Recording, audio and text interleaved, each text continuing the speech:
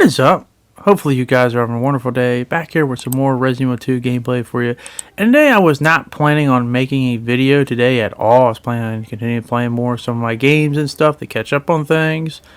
But alas, when you see things online, and they are compelled to make you make videos. And ironically enough, that's what happened here. But it's not without a little bit of help here. So I want to thank the Conjured Lion, a fellow Resident Evil YouTuber, as well as horror YouTuber in general, for he made a post on his channel basically saying he's trying his hardest not to make a Resident Evil rant based on this. And trust me, go ahead and make it, because it needs to be made, because people need to be more aware of this. And when I read this, I knew it was going to be really bad. So what happened? What are we talking about? So I'll put up on the channel here. But basically, you remember how GOG was basically what brought the original Resident Evil 1, 2, and 3 on their platform, and eventually, which prompted to have Resident Evil 1, 2, and 3 brought to the PlayStation Store and stuff. So basically, GOG was talking about how, the whole process of them bringing it, and they were the ones that spearheaded it. But it's the bottom paragraph I definitely want you guys to pay attention to. And it goes, and I quote, "Capcom were like, we have all those remakes. It's already the superior experience to those games. They didn't really see the value in bringing back the vanilla versions. It took a lot of convincing that there is an audience that has a lot of memories about those games and would love to experience exactly the same game again. Thankfully, we were able to convince them." And end of quote. And so you can read the other stuff at the top if you want to, but you get the point. But basically, GOG was the ones who had to convince Capcom that there was even an audience for the original Resident Evil first 3 games, period. And you can definitely tell that is not going to make a lot of people happy for a variety of reasons. But let's just get to the first thing first before I talk about the audience thing, and that is, like, they are the remakes, according to Capcom, and people running the show over there are the superior version and stuff. I don't want to start a war in terms of what's better, the originals and remakes. We've heard this 50 billion times. You go to whatever you prefer and be happy about it. Not worrying about whatever else thinks, and do what makes you happy and stuff. I like the fact that we have, variety. We have options. Options are never a bad thing. I mean, it's like saying I'm going to go to a fast food place and I want half the options gone and stuff. No, I like to have options so I can see all the variety of choices that I can make. But regardless, I don't know why you come out and say the superior version, because once again, that's all subjective and stuff. And I know some people take the originals and some people take the remakes, but it seems like, once again, it goes to that narrative that the people at Capcom want to push the remakes as the ones to go forward, and the originals just kind of get forgotten. And that's just plain disrespectful on a variety of levels. Even if the remakes were objectively better, I don't ever want the originals to disappear, because without the originals, we wouldn't be talking about the franchise, and you want to respect what came before. It's something I see a lot of, not just in games, but a lot of things in media, movies, and sports, where it seems like it just becomes a popular thing to just crap on everything that came beforehand while trying to prop up and promote the new stuff. You don't have to do anything. Like, respect what came before. You can still make the new stuff. You can have the best of both worlds, but it's just mind-boggling decisions based on what Capcom apparently wants.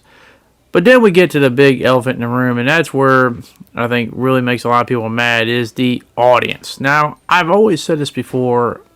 I think Capcom is really tone deaf on a lot of things. And I've said it before, I said it again. It's like for a company that has been around for as long as they have making Resident Evil games, it seems like they still really don't understand their fan base at times. Because to say there with a straight face you didn't know that there was going to be an audience for the old classic Resident Evil games, let's put that into perspective just a little bit. Like, let's sit back and think about it. Now, granted, I'm a content creator. I'm usually on the internet a lot of times. But even if you're not a content creator, even if you're very rarely on the internet, I'm pretty damn certain you've heard at least a few people mention, oh my goodness, I wish they'd bring back the original titles, maybe remaster them, maybe give them some quality of life updates, maybe add some things, very similar to seeing a lot of people say that they should do what they've done with the Tomb Raider remastered collection with both 1 and 3 and 4 and 6, like how they brought them back, where they didn't just bring them back, they brought them back with some additions as well as the graphical things, changes and stuff like that. But like, you get the point. Like, to say that there's not an audience for that, you have to be smoking something. And no, I don't think smoking the herbs in Resident Evil is going to be enough to think that there is no audience for that. That doesn't make any logical sense whatsoever. There is definitely an audience for these games and stuff. I mean, people have been asking for this nonstop for, goodness gracious, I don't know how long they've been asking for the original titles to be brought back. And just sit there with just a straight face say there isn't an audience. I don't know if it's a combination of arrogance, stupidity, tone deaf, or maybe all three together at the same time, because that doesn't make any sense. Alright? You see these games always sped run among communities, played non-stop, people putting randomizers, people adding stuff to the original games all the time. I mean, like, how can you sit there and say that? You know how you'll be working at your job and your boss doesn't want to tell you the straight up facts, so they kind of tell you kind of like a lie, but it's a lie to make you feel good, but it's like you feel more insulted because you're just like, just tell it straight up. Like, I'm not that stupid. Like, don't insult my intelligence. That's kind of how I feel here with this comment. There isn't an audience.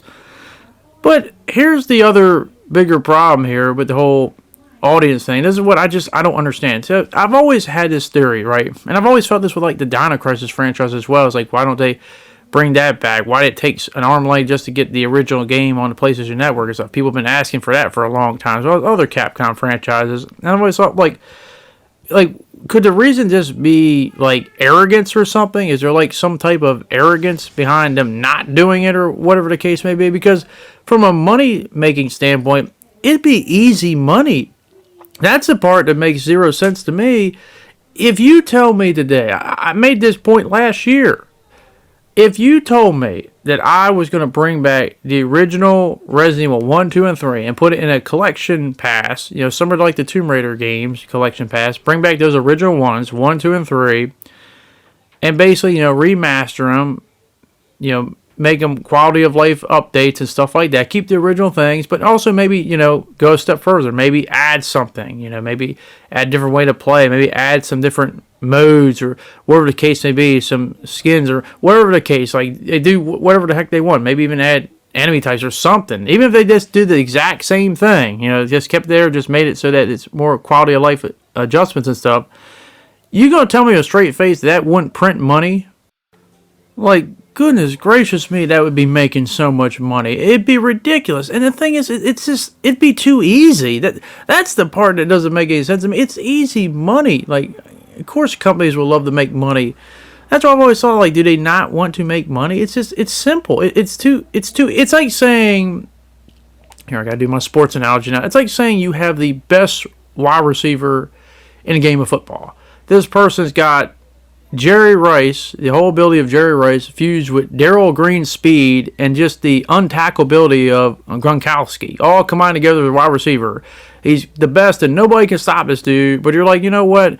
We're going to use him sparingly or not at all because, why not? Because obviously we don't have an advantage and we don't want to take advantage of it. So we'll just use him whenever we want to, but half time not even use the guy. You'd be looking at the coach like thinking, what in the name of everything that is decent in this world are you thinking? Like, use the guy, abuse the guy, like, use him to your unholy hell advantage. Like, duh, that makes sense.